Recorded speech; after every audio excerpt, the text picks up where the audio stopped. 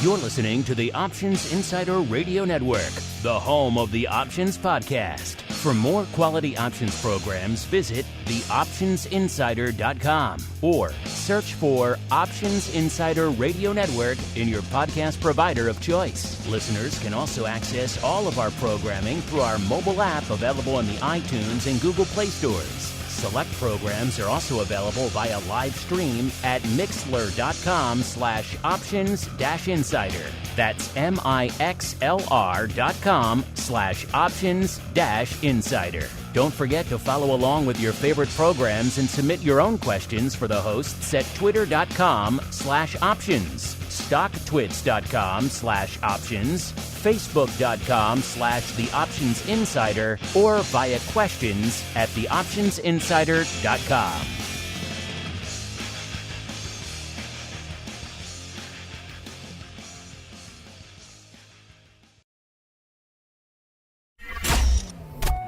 Bitcoin, Ether, Solana, Doge, and more. Cryptocurrencies and digital assets are taking the financial world by storm. This exploding market provides everything a savvy trader needs: volatility, volume, and liquidity, provided you know how to find it. That's where we come in. Welcome to the Crypto Rundown. Each week, we'll break down the latest trading activity, trends, and developments throughout the world's leading crypto derivatives markets. If it's moving the crypto markets, then you'll find it on the Crypto Rundown. The Crypto Rundown is brought to you by Amberdata. If you're entering the digital asset class, you'll need access to granular on-chain and market data from multiple venues to power research, trading, risk management, and compliance. Amberdata delivers comprehensive data and insights into blockchain networks, crypto markets, and decentralized finance, empowering financial institutions to apply traditional finance methods to digital assets. Amberdata eliminates the infrastructure setup, integration challenges, and maintenance headaches to access digital asset data, reducing cost and time to market to enter the digital asset class. Learn more and download their digital asset data guide at www.amberdata.io.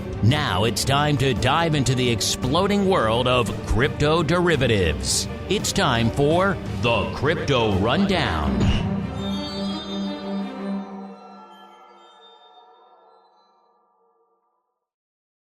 All right, everybody. That music means it is time once again to dive deep into the world of crypto derivatives. See what's popping off in those markets out there from a volume, a skew, all sorts of fun perspectives out there. Yes, it is time once again for the Crypto Rundown. Coming back at you after a hiatus last week for the Memorial Day holiday. Don't blame me. All the holidays seem to fall on Crypto Rundown Day. Crypto Rundown takes the brunt of it out there, but we're back and rearing to go. My name, of course, Mark Longo from the OptionsInsider.com, as well as from the network upon which all you folks are having fun over the holiday weekend as well, and over this weekend as well. Of course, a lot of fun stuff hitting there. Pro Q&As, options oddities every week. Giveaways coming up on time to give away the May Pro Trading Crate. I think we'll do that on boot camp this week, so look forward to that on Wednesday, as well as, of course, all the stuff that's been hitting from OIC. More to come. It's crazy. We did a lot of stuff down there. It's already hitting the pro, a lot of it. It will be trickling out over the on-demand side as well. So if you couldn't make it down to Asheville, I know most of you can't, or just not interested, but you want to hear what's going on down there, then, of course, theoptionsinsider.com/pro is a place to go, and you can stay tuned on the on-demand side. That will be trickling out over the coming weeks as well out there. Some of it already hitting, including some great presentations from our buddy, the Flow Master out there, talking about the state of the options industry, all the data, all the flow out there. Fascinating stuff. Check it out wherever you're listening to this fine podcast. And of course, if you want the pro, theoptionsinsider.com/pro. As we see who's joining us on the old program today in the old crypto hot seat, pleased to be joined once again by our old friend. It's been a little bit. Mr. Greg Magadini from Amberdata. Mr. Greg, welcome back to the show, sir. Thank you, Mark. Happy to be here. How are things in Amberdata land, sir? Oh, yeah. Things are moving quite a lot. Very excited to see everything that's going on, especially the approval of the spot Ether ETF. I think that was pretty big.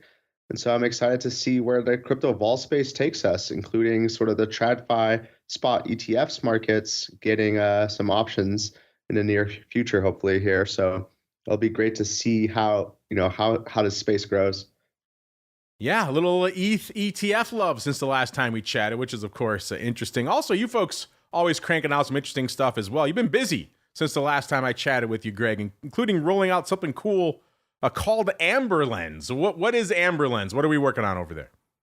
Yeah, absolutely. So kind of speaking of the spot ETF flows, so AmberLens has a spot ETF flows charts and metrics, but it's actually kind of a broader front end for everything that's Amberdata data set related that is beyond just derivatives. So we have like Bitcoin on-chain metrics, Ethereum on-chain metrics, level 2 blockchain metrics, stablecoin metrics, and then the spot ETF flows, which we can just monitor on chain directly, so we can see like the Fidelity wallet and things like that.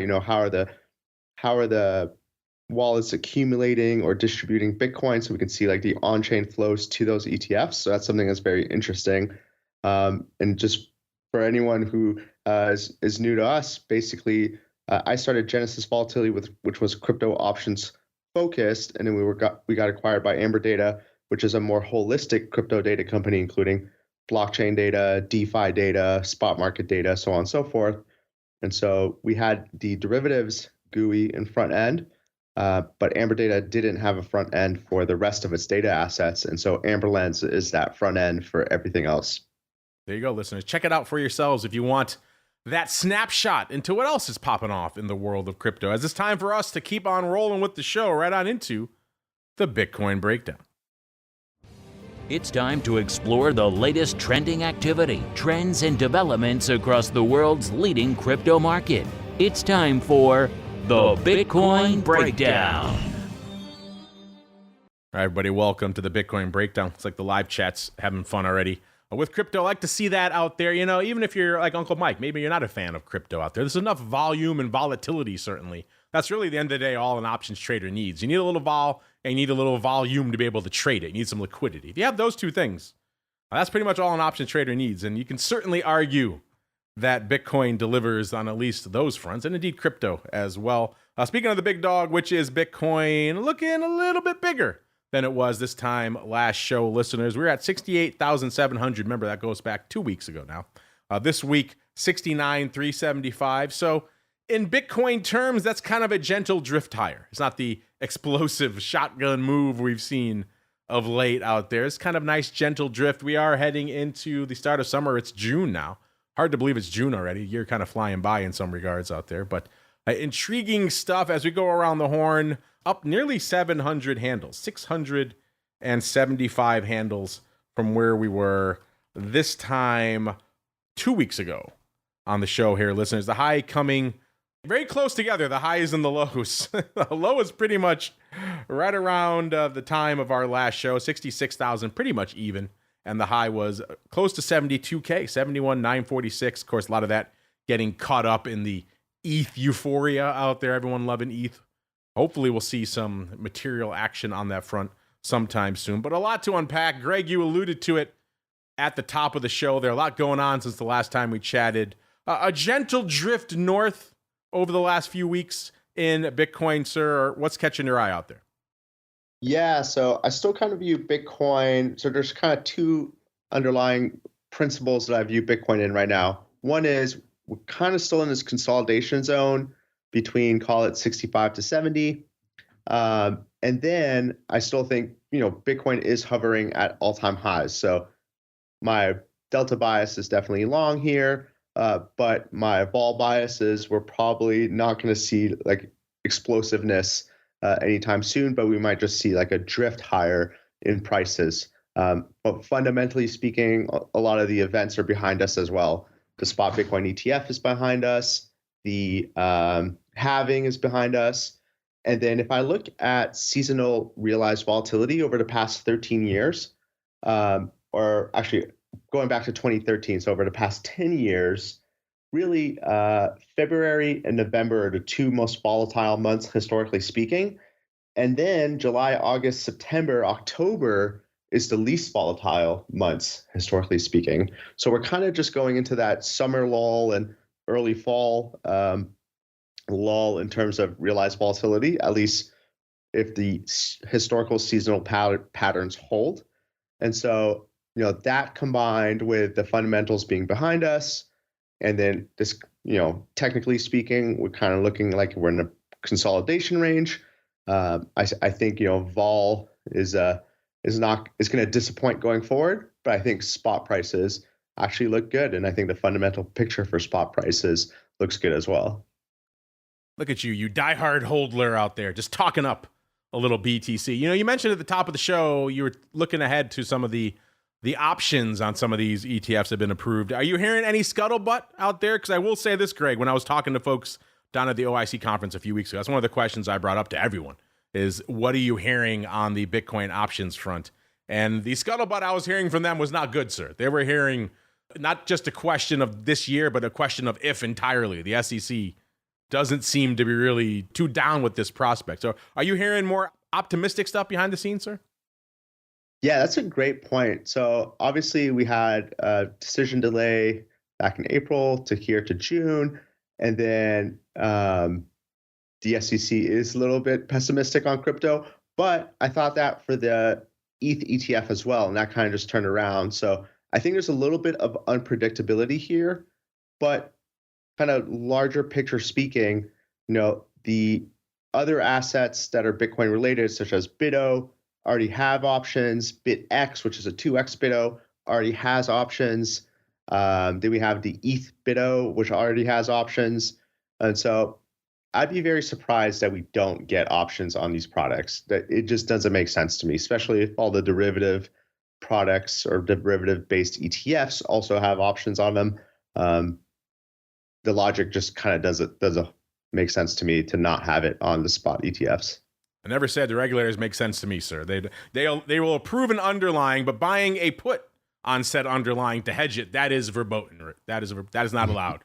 So yeah, we're still in this kind of seem like almost pre-2000 mindset when it comes to regulating derivatives. But that's a conversation for another day. If you want to hear what folks are saying on that exact topic, listen, you should be checking out the content we're posting out there from OIC. Again, I put that exact question to the folks out there making the decisions and talking to the regulators, the folks at the exchanges, the brokerage firms, the trading firms, everything else. So some interesting insights, some varying opinions, not all dire, but a lot of them, unfortunately, leaning towards the dark side. Let's see if our friends on the vol front are leaning to the dark side. Again, all this data we're going to talk about and a lot more, listeners, available over there. Amberdata.io. The place to go to kick the tires and light the fires. If you did that, you would see that the weekly vol out there in Bitcoin right now gently coming in over the last couple of weeks, which again, it's the start of summer. As Greg pointed out, a lot of the big events we were kind of waiting and hoping for are kind of behind us. Expected to have maybe a little bit of a gentle drift in vol. And that's pretty much what we're seeing. We're at a 51 on the show 2 weeks ago, 47.5 today. So that's a 7-day vol. You might think that sounds a little bit light. You get a little bit farther out, things get a little bit frothier out there. Let's go out to a more standardized vol metric 30 days. That was nearly a 56 on our last show, 55.85. That one also coming in as well, coming in exactly 4.5 points, 51.35 right now. So again, that gentle vol drift continuing. And let's go out 6 months. Let's go out 180 days. Let's see what the hodlers are up to, listeners. The Greg and companies out there. 66.80 on the last show, 63. So coming in almost 4 points out there as well. Greg, any surprises for you on the vol front, or are you kind of also expecting a little bit of, let's say, gentle vol drift heading into the start of the summer? Yeah, I think definitely gentle vol drift for Bitcoin. Obviously, the big surprise was with the Ethereum space, and we'll jump into that on the next section. But I think for Bitcoin, everything is kind of surprise free, in my opinion. If we look at the variance risk premium, 7 days still has a decent premium. 7-day implied over realized is about 11 points of premium. So if I look at the 7-day implied around 47, the 36 the 7-day realized around 36. So that's kind of interesting to me. There's definitely a good argument to be made there that, buying vol is kind of disappointing, especially if you do it unhedged here. But I think the bigger play will be in the Ethereum space when we chat about that. Indeed. A little bit of a tease there, listeners. We'll get into ETH in a second. First, let's keep rolling out to the skew. Let's see what the Bitcoin options are pricing in terms of looking down the road a little bit, shall we? Let's start weekly, as we are wont to do, and move our way out. Last week, or I should say last show, we were looking a little bit positive on the weekly front, about 2.5 points. Again, nothing to write home about.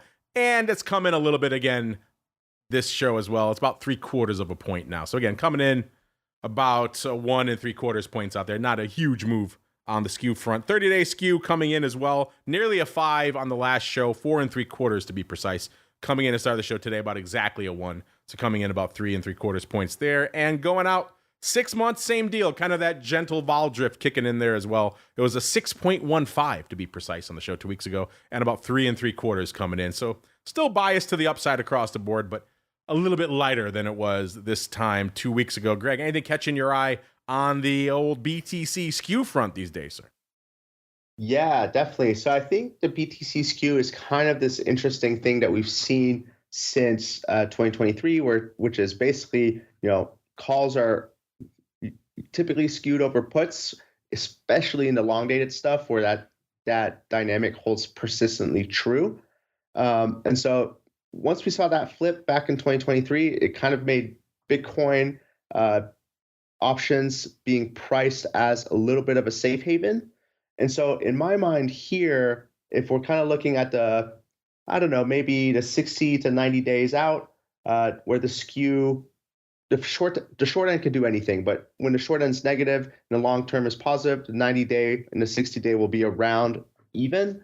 That's really interesting in this type of environment where there's like the macro picture has a lot of potential reasons for Bitcoin explosive upside, whether it's political uncertainty, whether it's inflation data, whether it's geopolitical risk. Those have all been very positive vol events for Bitcoin, causing Bitcoin to spike higher with a lot of volatility. And so in my mind, if you can start getting skew, if you can buy skew at even, meaning calls and puts are about evenly priced, there's some sort of like implicit insurance there. So I like owning the call upside in Bitcoin, especially if I can get it at an even pricing versus the put. And so I think those relationships hold going long term, and those are great opportunities to get some Bitcoin optionality. That is usually a good do, as they say, on the Bitcoin front, because you're right. The call is usually a little bit juicy in Bitcoin land. So if you can get them, get it on even money. There are definitely worse things. Let's see if there are worse things out there on the ETP front. Let's start in BITO land. Then maybe we'll get wild because Greg's on the show. We'll get a little BITX on the show as well. Why not? Well, let's start in BITO. 2620, down about 1.6 points. So taking a bit of a hiatus after reaching some loftier levels earlier, of course. Again, getting caught up in all the ETH approval euphoria. ADV coming in as well, 83,000 contracts. That's down 12,000 from our last show 2 weeks ago. I got a feeling it's going to be moving, though, after today, because they're putting up some numbers today. 101,000 contracts on the tape today. So they are lighting it up today. The vol kind of holding steady, down about a point. So again, that gentle vol drift kind of kicking in across the board. It was at a 61 on our last show 2 weeks ago and at a 60 right now. So coming in a whopping 1 point over the last couple of weeks. You might be wondering what's lighting it up out there today. It looks like we got some action on the June 27s expiring this week. So a little bit of a weekly play out here. About 8,000 going up this week. Now, normally I see that, I'd say, okay, crypto folks are hodlers and they just buy upside all the time. Looks like a lot of these going up kind of on the bid there. So looks like some folks may be overwriting some of these 27s, including a big block of about 1,750 going up on the bid for about 38 cents this morning. So 27s, I mean, these were in the money not too long ago, listeners. You like overriding these, maybe getting a little bit of extra yield out there in the near term. Greg, is that a strategy? You just talked about buying your upside. I know in general you're long over time out there in Bitcoin. What about harvesting a little bit of near-term premium, getting a little bit of weekly yield? Is that something you like out there? Could be in BITO, could be in the traditional Bitcoin options. Is that an approach you like? So I think in BITO, that's a great point. So if you ever want to sell upside call vol, BITO is the place to do it. So to me, the biggest thing with BITO is that insane dividend. So for example, we get a dividend almost every month in BITO. And so just the May 1st dividend was $1.68. And so, get 12 of those, that's $12 on something that's worth $26. You're just never going to cross the short call strike, most likely. Especially if you're already like a true Bitcoin holder, harvesting some premium by selling BITO calls, very interesting place to do it, especially since we don't have other sort of equity ETFs with options on them. Just kind of the only place to buy optionality is BITO. So there's kind of a natural bid for buying BITO options, and then taking the other side of that sort of natural bid, because you're discounting that dividend coming out is a great kind of strategy in my mind. So yes, if there's a place to sell Bitcoin vol, upside vol, BITO's the place to do it. Yeah, I'm with you. I've been talking about this for a while, and you're right. That dividend is just, you can't ignore it when trading options. It's so enormous. Normally you talk about a dividend, you talk about maybe a couple of percent over the course of a year. You're not talking 20, 30, 40%.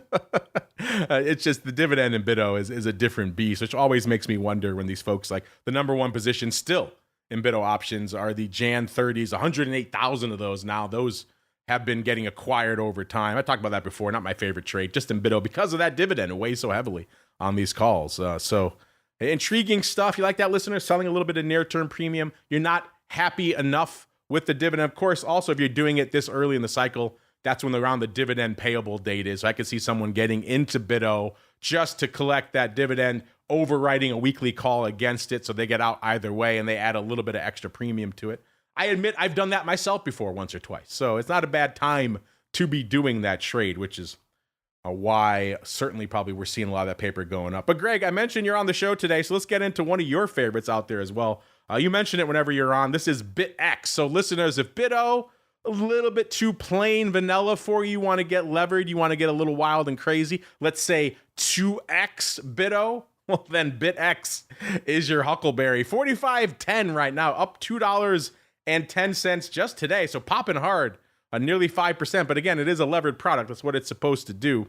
If you're wondering, ADV is about 14,000 contracts, so it's not lighting the world on fire volume-wise, but it's also not 200 contracts. You can get some stuff off out here if you're a little bit diligent on what you're looking at out here. In terms of today, we're going to hit that probably, about 13,000 contracts right now. In terms of size positions in BITO, oh, this is interesting. The Jan 70s, Greg, 7,100 of those are open. It's like they were mostly bought.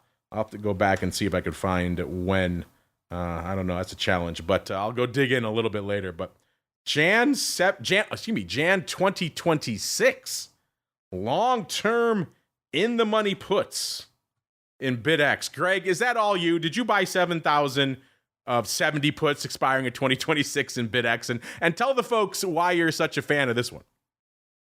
That wasn't me, but I think I understand the trade. So it's kind of interesting. So BITX is 2 times BITO essentially.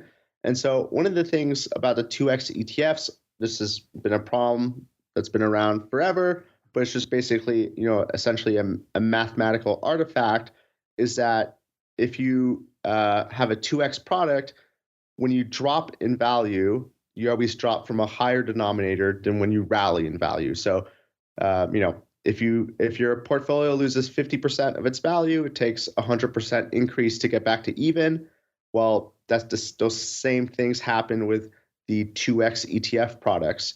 And so if the ETF loses 10%, 2x is 20%. Well, it takes 25% to get back to even. And so there's just kind of this natural decay factor. Now, what's really interesting is that a high volatility product like Bitcoin, which has high vol, suffers a lot more from this type of impact, because it's kind of like making the one-day drop or the decay effect. It accelerates, it speeds it up. So instead of like a low vol product like SPY, for example, which has a vol of 14, Bitcoin has a vol of essentially 42, so 3 times the vol. Well, every day that it goes down and then comes back up, in Bitcoin, it's like 3 times that effect of the 2x SPY ETF, that decay factor. So high volatility products suffer from this a lot. And so what's really interesting with this type of instrument is you got to think, okay, in crypto, most of the flows want to buy optionality. So there's often a variance risk premium in crypto anyways. And so then you have the variance risk premium plus the decay. It creates a really favorable sort of upside vol selling opportunity, just like in BITO, but for kind of accelerated reasons. And so you can use this type of product and those types of strategies against sort of a long-term hodling strategy in your portfolio. This is interesting. It's analogous to that vol erosion play we talk about a lot on vol views, a lot of those other vol ETPs, but clearly more aggressive. I did some digging while you were talking, Greg. This is not an old trade. This went up a few weeks ago, May 21st. They did it 6,000 times. They paid $52.30 for these puts. So a different way to go about this trade, certainly a lot more capital intensive. We're used to seeing out of the money, near out of the money puts going up in some of these vol ETPs as a lower cost way to do this same thing. But this person, they're going straight for the jugular, Greg. $53 puts almost, expiring in Jan of 2020. Do you like it that way, that capital intensive a way to do it? Typically, that's not how I would structure it, but I understand the logic. If you want to look to like a comparable product, sorry, before I jump to that, one more thing to keep in mind is also that, you know, BITO has essentially a contango decay built into it as well. And so BITX captures twice that futures contango decay in it. But if you want to look at an instrument that has the same type of property, look at BOIL. BOIL is a natural gas 2X ETF, performance ETF that rolls into the future. So it has, natural gas is a volatile product, so it has those same elements as BITX, and it also has that contango, that futures contango, just like BITX does. And if you look at that thing on like a 2-year chart, I mean, that does nothing but go down long term. It just goes straight down to loses 99% of its value, then reverse splits 10-1, and then loses 99% of its value again. So the BITX trader is essentially betting on that. But I understand your point. It's a capital intensive trade. You're locking up 50 cents up to gain 70 cents. Best case scenario, that is definitely pretty capital intensive. Yeah, that's not the way I would go about it, but intriguing stuff. Hey, everyone has their own approach here. Speaking of our own approach, you got our chat, Age Del Quere, saying he doesn't like trading dividends with calendars. What could possibly go wrong? Well, it was technically a calendar, but it wasn't options I was talking about doing with BIT. I was talking about actually having the underlying so you have to capture that dividend, obviously, and then selling the aggressive near-dated call because I didn't really want to hold the position that long anyway. So not really a calendar. It was more of a weekly covered call, but analogous to what you're talking about. If you're doing it with calendars, you're right, it does get a little bit more challenging. It can be done, but a little bit more challenging. I prefer to just go straight for the stock and then aggressively write the calls. You're getting that nice premium on it, and then you're getting that dividend on top of it. Not a bad little 1-2 punch, as long as you don't get the, obviously, underlying falling out of bed during that period out there, which, again, you could hedge against with other ways, buying put spreads or things like that. But intriguing stuff. Before we roll out of here really quickly, because we're having fun talking about ETPs. Who knew BITX? Such a treasure trove of riches, Greg. We have to start adding it to the show. I'm looking at the long-term chart of it here. It's been an intriguing one. It was kind of, like you're right, kind of treading water all the way until January of this year. I wonder what happened January of this year in the Bitcoin space, Greg. That could have lit BITX afire here, but it has a high of about $60, listeners. That came actually back in March, on March 13th, and trading right around $45 right now out there. So if you're intrigued, if BITO isn't doing it for you, then maybe a little BITX will scratch that itch. Speaking of scratching that itch, certainly on the volume front, and indeed on the volatility front, Mara, once again, rampaging, $19.50 right now, down 3.25 since our last show.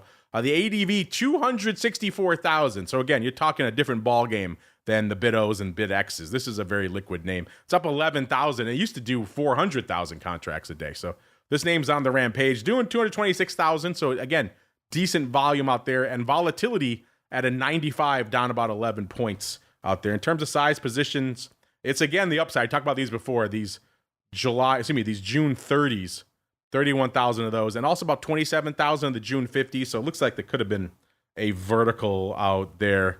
Greg, I know you're not the biggest Mara fan. Has this one intrigued you at all since last we chatted in terms of just volume and volatility? It has it in spades, but obviously also not a pure one-to-one Bitcoin play. Yeah, there's definitely something here. Again, I still haven't started looking at Mara, following it very closely, but I definitely think it's an interesting trading vehicle, especially just from the higher beta, from the amount of volume it has, the liquid options market, the high implied vol in the options market. There's definitely a ton of stuff to do here, but it's not some.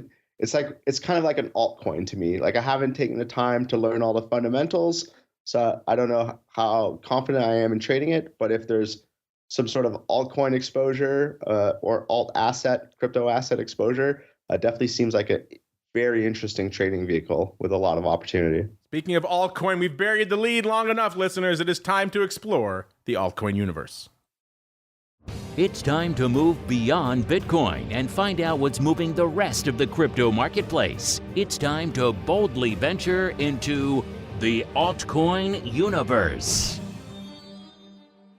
All right, listeners, let's go explore what's lighting it up outside of the big dog, which is Bitcoin, except for right now when we talk about a market cap out here. This has always been a fascinating discussion to have. We could do a whole little segment just on this every week, and people would tune in because there's a lot of evolution, especially on that bottom half. Number 10, listeners, Toncoin, Greg's other favorite outside of BITX, good old Toncoin, getting kicked all the way to number 10, getting shown the door here, listeners. Toncoin, 16 billion worth of market cap, still managing to cling to its spot though in the top 10. Number 9 is Cardano, just managing to trump a Toncoin with 16.1 billion. Then number 8, our old friend Dogecoin, climbing the ranks again, 23.1 billion worth of market cap. Number 7, XRP, 28.8 billion. Number 6, USD coin, 32.5 billion. Number 5, it's Solana, 75.9 billion. Number 4, BNB, 92 billion. Number 3, it's Tether, because of course it is,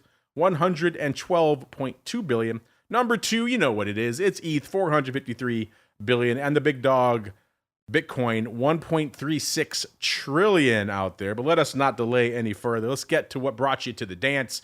It's ETH, having quite the run since our last show, listeners. We're at 31.48 on our last show. 37.87 coming into the start of the show today, up 639 handles to be precise. It had a high of nearly 4K, 39.74. Maybe on some venues it did print there ever so briefly, but 39.74 is what we're showing here. The low of about 3,050. So again, 1,000 handle range almost since our last show. What could have driven that? Well, of course, all the madness with the ETF approval. And I do mean madness here, Greg, because it does seem like heading into it, the bias, the news was leaning the other way. Everyone's saying, oh, SEC is really not loving. That what was driving some of those lows out there. Then all of a sudden, bam, they come out and say, yeah, we're kind of open to that. So you're right, a little bit of topsy-turviness out there on the regulatory front. What's been catching your eye in ETH over the last few weeks, sir?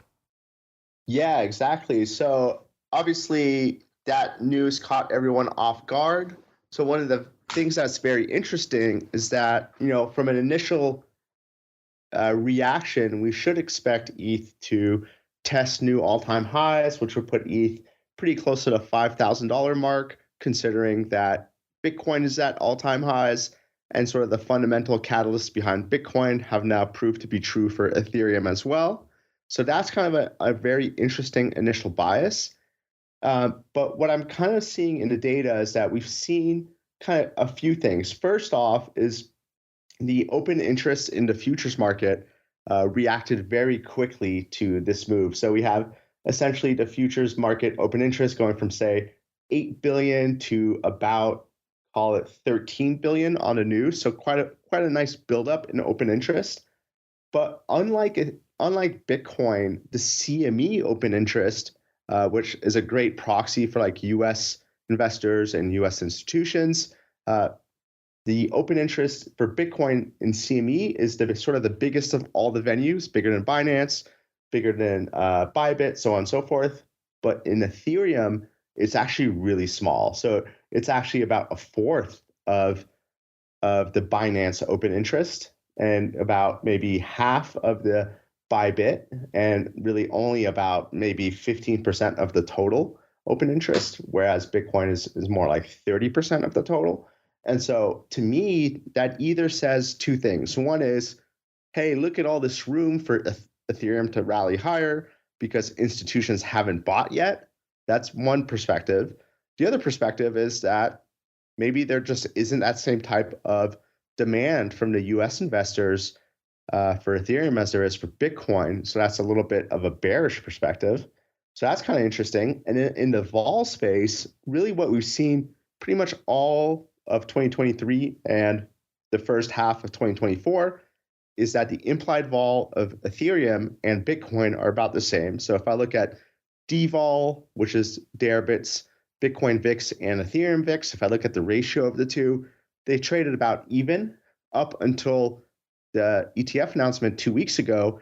And now ETH is trading at about a 30% premium to Bitcoin vol.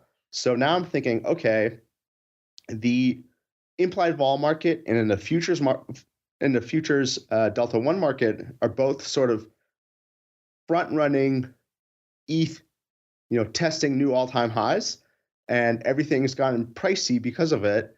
And so now I'm thinking maybe this is more of a fade than anything else. Maybe you sell Ethereum implied vol and use the proceeds to buy some Bitcoin implied vol, some sort of relative vol trade, or you monitor the futures open interest to see if the people who just increase their levered long exposure end up puking it if we don't, kind of break above 4K. So those are kind of the way that I would think about it here. I think my bias, like Bitcoin, is still a higher bias, like higher prices bias, but how fast we get there is really what determines the options implied vol premium, whether it's justified or not. Interesting. You've been an ETH holder for as long as I've known you on this show. That's always been, as far as I know, your number one crypto favorite. I did not expect you coming on here heading towards an approval and talking about the great ETH fade, Greg. So you threw me a curveball there, which I like. I always like that. So you're just heavily short all things ETH right now. You just short the house, bet the farm, short just everything you can, any bid you can find, you're hitting it. That is not quite, but just to be clear, I'm not necessarily. I don't think necessarily spot prices are a fade. I just think like the vol market is a little ahead of itself. The vol market is priced for perfection is how I'm thinking about it right now. I may have read between the lines a little bit there. I may have inserted a little bit of bias in there. Just maybe, listeners. Fade the vol. Interesting out there in ETH land. I thought you were going to be saying buy the upside, buy the ETH with two hands, Greg, but judicious. That's all we always like that out here when it comes to vol, because things can get overpriced in the near term, listeners, and you don't want to be left holding the bag out there. Let's talk about that near term. Let's see what's going on out there. Let's start on the vol front. On our last show, weekly vol was at about a 62, so still fairly frothy and certainly a good premium to the weekly Bitcoin vol, which is hanging out in the mid 40s right now. Coming in a little bit again, that gentle vol drift we were talking about, even impacting ETH, 57.5 right now. A 30-day vol, again, a more standardized metric. That one kind of interesting. Maybe going to what Greg's talking about here a little bit. 61.5 on our last show, 63.5, so ticking up 2 points out there, which is kind of fascinating. And the same can be said for the longer-term vol, a 70.3 6-month vol 2 weeks ago. This week, 71.65, so ticking up about 1.35 points out there. Maybe the ETH market pricing in maybe a little bit more turbulence down the road, maybe also going back to maybe a good time to fade said vol. Let's go out to the skew, see what it's telling us out there. Last week, the skew was mostly flat on the weekly front, about almost a positive one, about a 0.9. This week, ticking up 5.5 points. So folks liking themselves a little bit of upside bias, at least in the near term here for ETH. Going a little bit farther out, we were at a 4.88 to be precise on the 30-day skew 2 weeks ago. This week, 4.38. It's coming in exactly half a point. And the longer-term skew 6 months, 6.4 on the last show, 5.9. So still pretty frothy out there. Greg, does all that line up with your fade argument? The fact that we're seeing a little bit firmer 30-day vol and also still a bit of a bias to the upside. Does that line up with fading a little bit of vol in the near term? Yeah, exactly.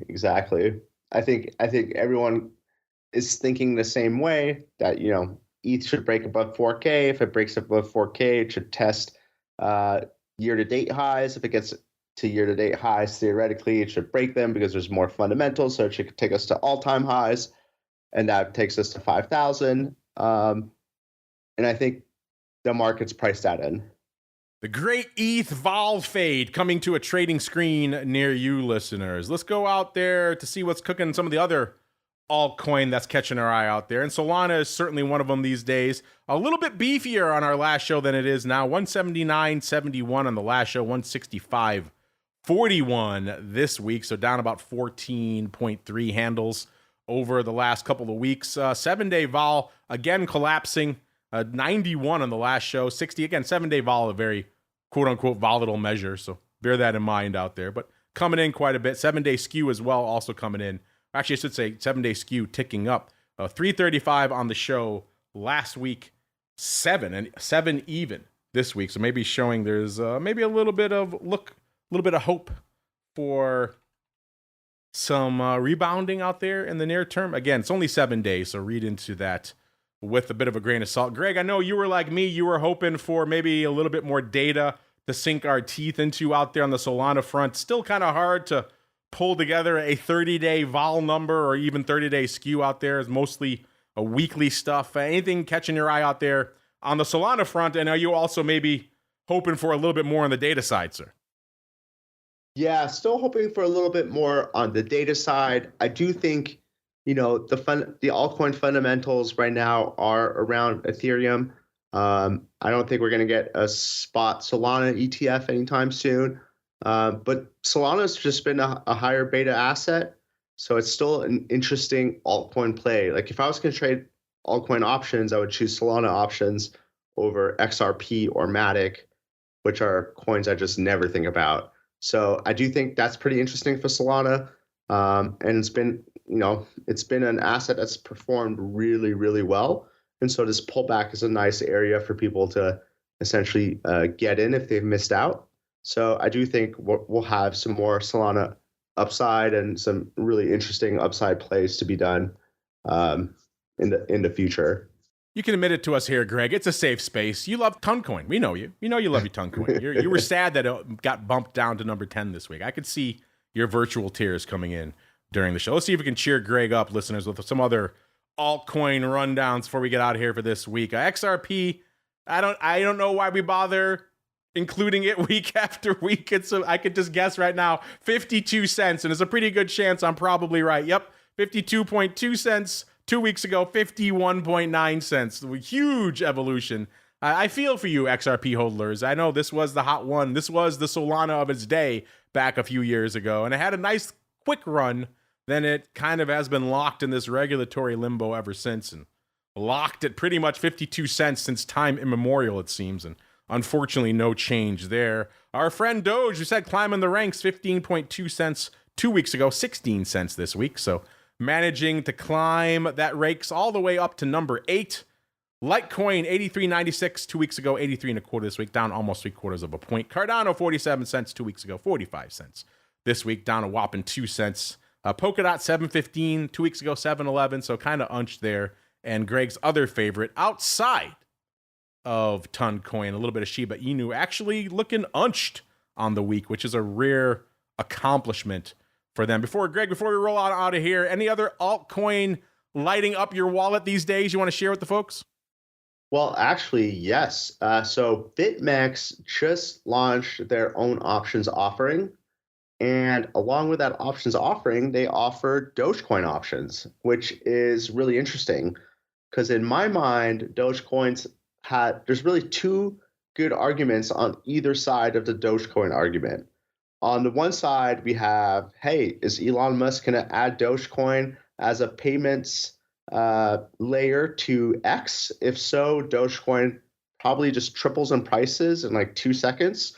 And optionality to the upside is a great way to play that.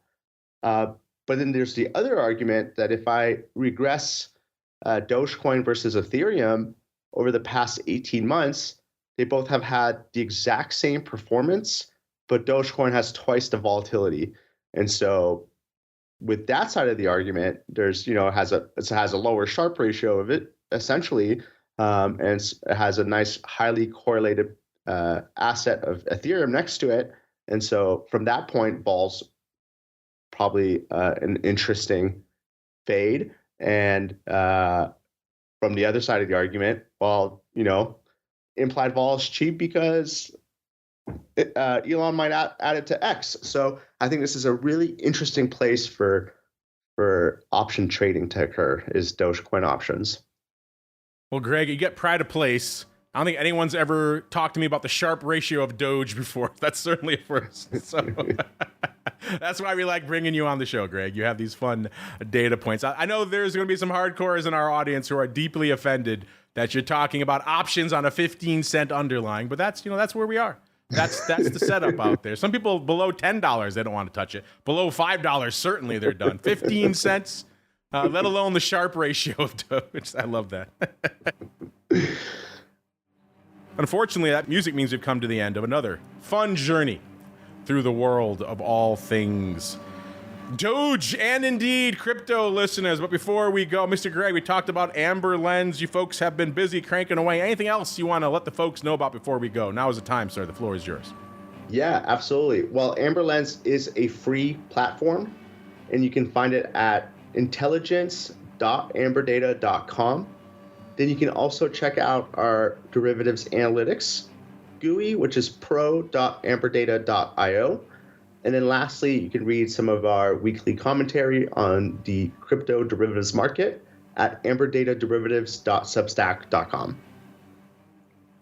There you go. Check them out there, listeners. You can begin your journey, amberdata.io, and of course, hit up all the other URLs he just mentioned out there. Definitely check out the newsletter if you're looking for some insights in between episodes of this show. A lot of fun data points, including the Sharpe ratio of Doge, to be found out there. That's going to do it for us, though, on the network today. Back again tomorrow, doing triple duty out there tomorrow, including we got the folks in public joining us to talk about what they have cooking on the options front, so that should be fun, as well as a pro Q&A with our buddy, Mr. Matt from Orats. You folks always love to put questions to him about all sorts of back testing on whatever strategy, covered calls, puts, calendars, you name it, junk options. Matt loves to back test it, so that'll be a fun one over there tomorrow. Wednesday, of course, back again with a little bit of options education with Options Bootcamp. Thursday, This Week in Futures Options, which again, if you want to hear more about what Greg was talking about with some of the ETH futures and everything else going on at CME, tune into This Week in Futures Options, as well as, of course, the option block with our buddy, the Flow Master there from SIBO and everybody else. Friday, Volatility Views. Who's going to join us this week? Got to tune in to find out. And then Options Oddities for all the pro folks out there. TheOptionsInsider.com/pro is the place to go to get that show. Then we're back again next Monday, another episode of the Crypto Rundown. Stay safe out there, everybody. The Crypto Rundown is brought to you by Amberdata. If you're entering the digital asset class, you'll need access to granular on-chain and market data from multiple venues to power research, trading, risk management, and compliance. Amberdata delivers comprehensive data and insights into blockchain networks, crypto markets, and decentralized finance, empowering financial institutions to apply traditional finance methods to digital assets. Amberdata eliminates the infrastructure setup, integration challenges, and maintenance headaches to access digital asset data, reducing cost and time to market to enter the digital asset class. Learn more and download their digital asset data guide at www.amberdata.io.